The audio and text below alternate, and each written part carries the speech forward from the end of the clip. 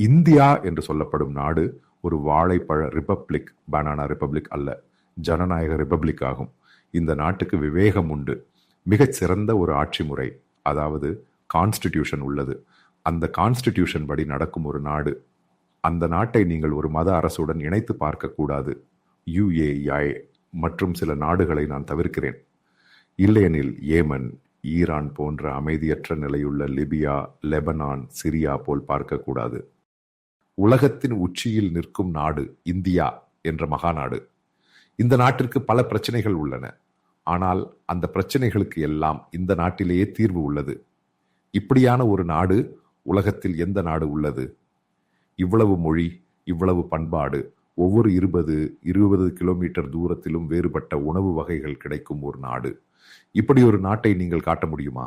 50 அல்லது 100 கிலோமீட்டர் பயணித்தால் மொழிதான் மாறும்.